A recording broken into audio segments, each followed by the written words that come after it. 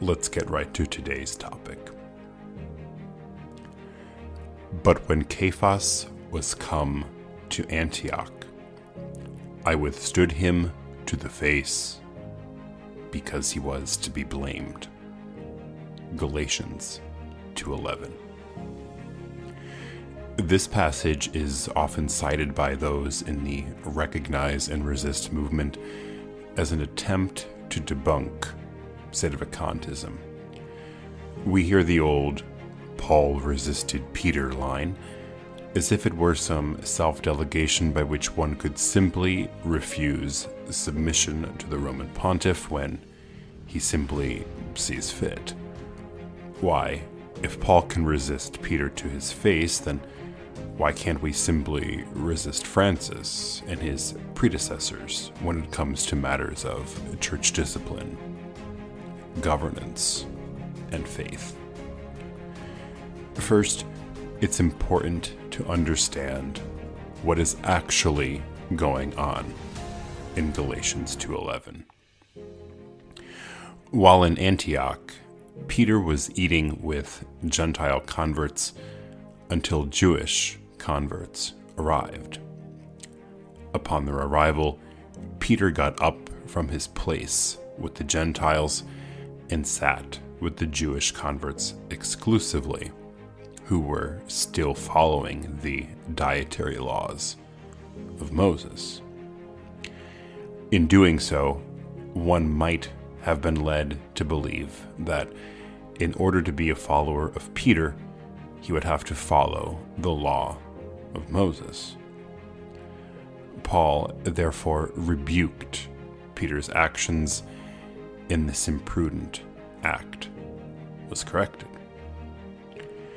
In their book Moral Theology, Volume 1, Reverends John A. McHugh and Charles J. Callan teach that, quote, until the gospel had been sufficiently promulgated, that is, until the destruction of the city and the temple of Jerusalem, the ceremonial law was permitted to Jewish converts, not as prefiguring Christ, but as a form of divine worship.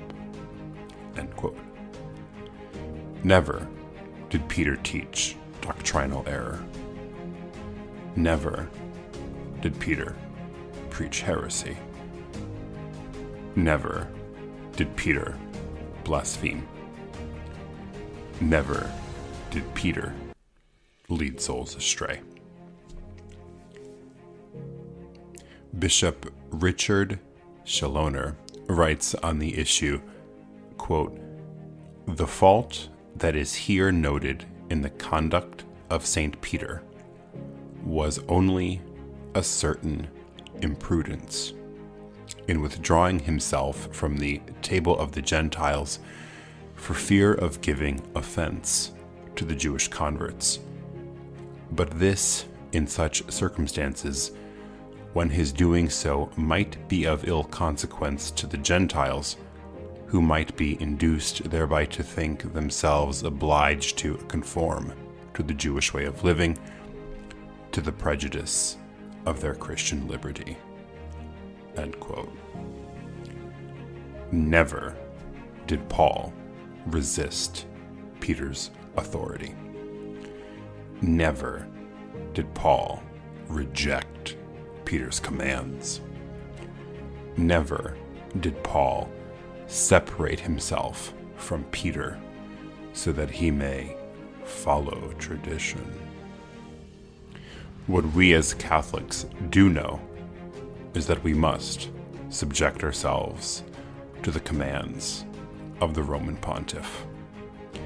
As Pope Pius IX taught in Pastor Aeternus, quote, all the faithful of Christ must believe that the Apostolic See and the Roman Pontiff hold primacy over the whole world, and that the Pontiff of Rome himself is the successor of the Blessed Peter, the chief of the apostles, and is the true vicar of Christ and head of the whole church and faith and teacher of all Christians, and that to him was handed down in Blessed Peter by our Lord Jesus Christ full power to feed, to rule, and guide the universal church, just as it is also contained in the records of the ecumenical councils and in the sacred canons. This is the doctrine of Catholic truth, from which no one can deviate and keep his faith in salvation. End quote. You're listening to Monday Mornings with Matt and Kevin on the Catholic Family Podcast. Like what you hear?